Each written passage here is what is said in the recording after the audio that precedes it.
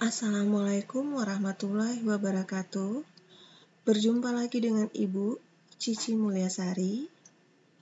Sebelum kita masuk ke materi, jangan lupa subscribe, like, dan komen dulu ya.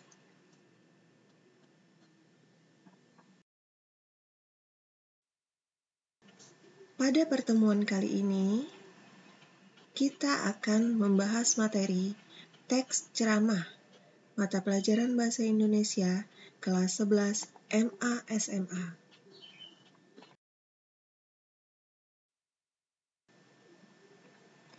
Ceramah adalah jenis komunikasi di depan umum yang berisi penyampaian suatu informasi, pengetahuan, dan sebagainya. Selain ceramah, juga ada istilah pidato dan khotbah. Pidato adalah pembicaraan di depan umum yang cenderung bersifat persuasif. Pidato berisi ajakan atau dorongan pada halayak untuk berbuat sesuatu, misalnya dalam pidato politik atau kampanye. Khotbah adalah pembicaraan di depan umum yang berisi penyampaian pengetahuan keagamaan dan ajakan untuk memperkuat keimanan.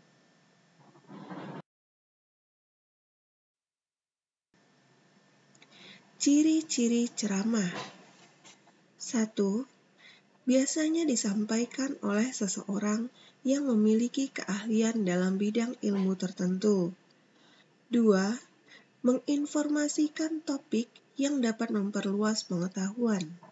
3. Ada komunikasi dua arah antara pembicara dan pendengar. 4. Dapat disajikan menggunakan alat bantu. 5. Ceramah memiliki objektivitas dan unsur-unsur yang mengandung kebenaran. 6. Ceramah harus dapat menghidupkan suasana.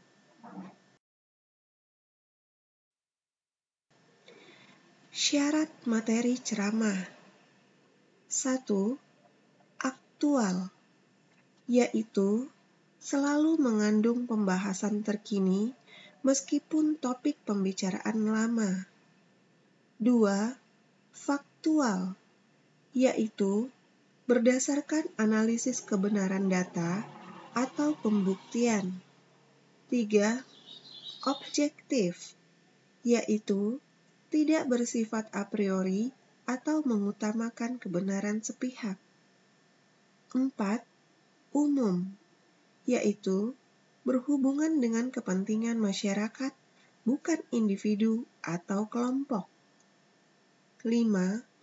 Perlu atau urgen, yaitu bersifat mendesak untuk dibahas karena bermanfaat bagi masyarakat untuk menyelesaikan permasalahan yang sedang terjadi.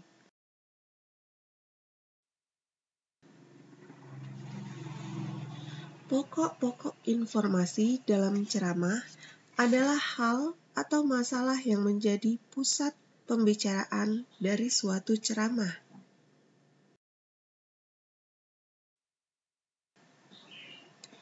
Struktur teks ceramah. 1. Pengenalan isu. Pengenalan isu berisi gambaran permasalahan umum. 2. Rangkaian argumen. Rangkaian argumen berisi uraian pendapat-pendapat dan fakta-fakta. 3. Penegasan kembali. Penegasan kembali dapat berupa simpulan, rangkuman, penguatan, atau saran.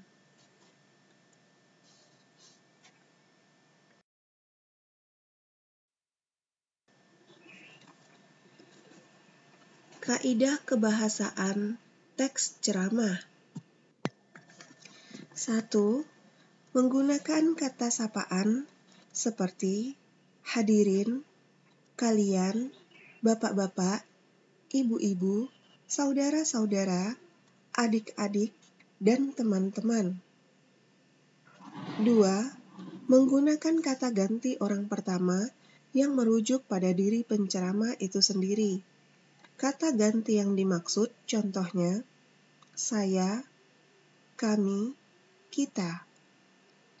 3. Menggunakan pernyataan-pernyataan yang berupa definisi. Hal ini ditandai dengan pemakaian kata-kata adalah, merupakan, yakni, yaitu, ialah, dan sejenisnya. 4. Menggunakan kata-kata teknis atau peristilahan yang berkenaan dengan topik ceramahnya. Contohnya, kata aplikasi, gadget, chatting. 5. Menggunakan kata-kata yang menunjukkan hubungan argumentasi sebab akibat. Contohnya, jika, sebab, karena, dengan demikian, akibatnya, dan oleh karena itu. 6. Menggunakan kata-kata yang menyatakan hubungan temporal maupun perbandingan atau pertentangan, seperti sebelum itu, kemudian, pada akhirnya, sebaiknya, berbeda halnya, namun. 7. Menggunakan kata-kata kerja mental, seperti diharapkan, memprihatinkan, memperkirakan, mengagumkan, menduga, berpendapat, berasumsi, menyimpulkan. 8. Menggunakan kata-kata persuasif atau harapan, seperti mestinya, mudah-mudahan, hendaklah, sebaiknya, diharapkan, perlu, harus.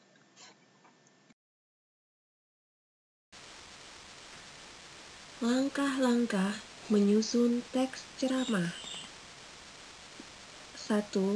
Mengenali konteks.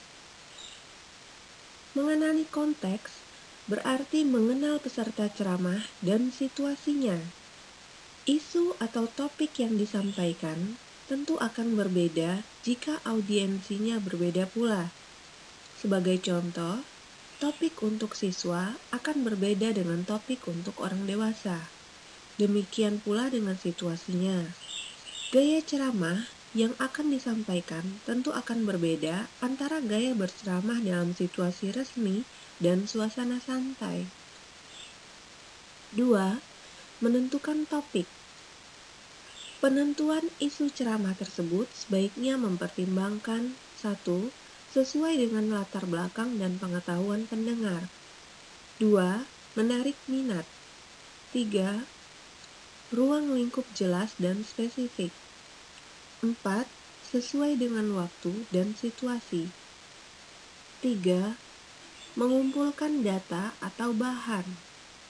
Pengumpulan bahan dapat dilakukan dari sumber-sumber berikut. 1.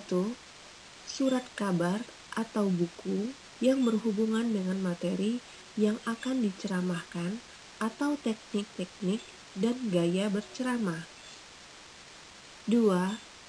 Contoh naskah ceramah. 3. Istilah-istilah populer, cerita, atau humor-humor yang relevan. 4. Menyusun kerangka teks ceramah. 5. Mengembangkan teks ceramah.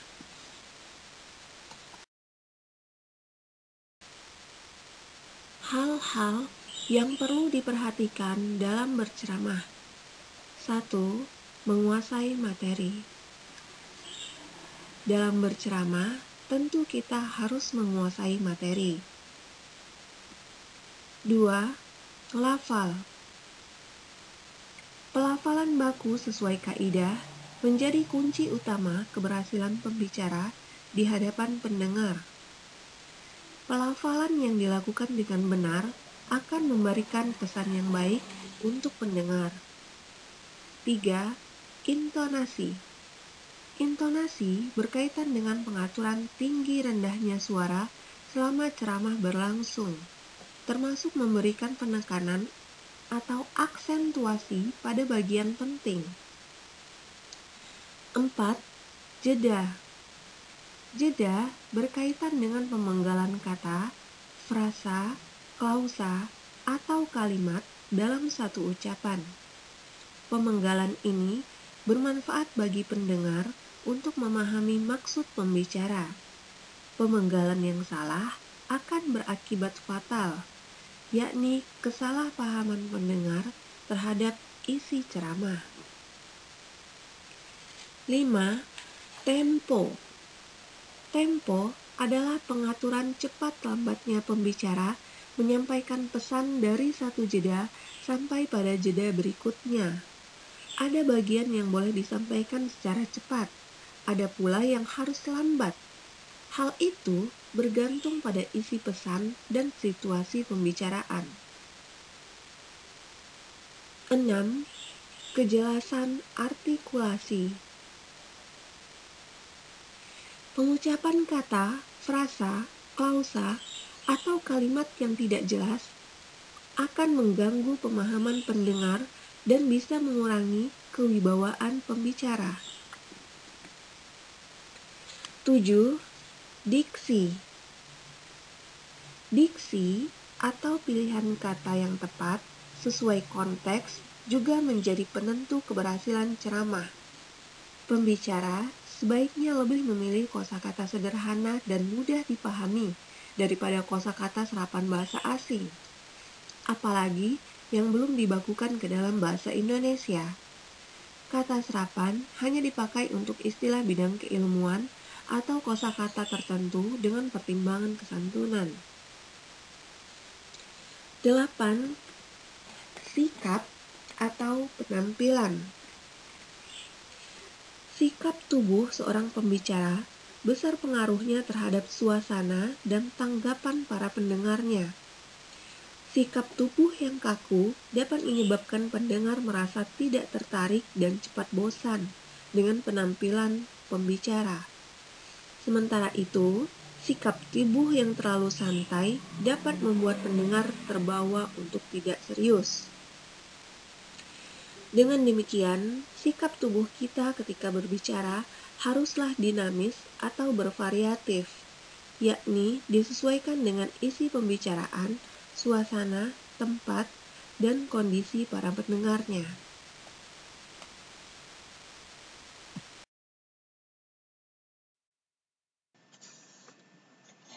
Metode ceramah. 1. Metode membaca naskah atau delivery from manuscript. Naskah sudah disiapkan lebih dulu, mulai pembuka hingga penutup. Pembicara hanya perlu membacakannya di hadapan pendengar. Metode ini dilakukan untuk pidato kenegaraan atau ceramah yang bersifat dokumentatif.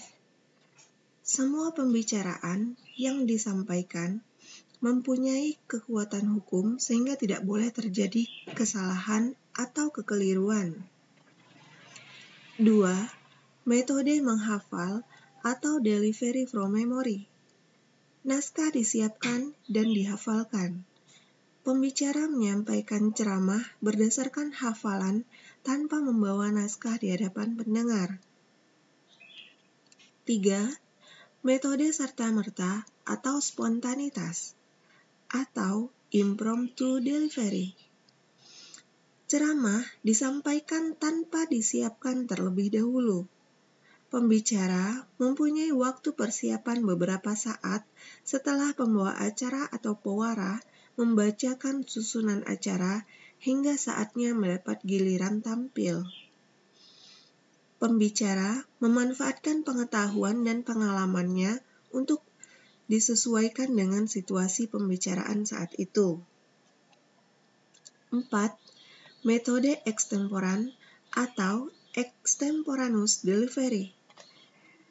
Metode ini adalah gabungan dari 3 metode sebelumnya dengan memanfaatkan kelebihan dan menghilangkan kekurangan yang ada.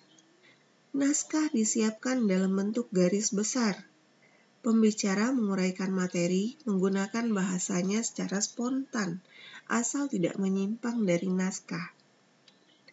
Pembicara membaca catatan berisi data statistik, laporan keuangan, struktur organisasi atau program kegiatan. Metode ini hanya bisa dilakukan oleh pembicara yang sudah berpengalaman.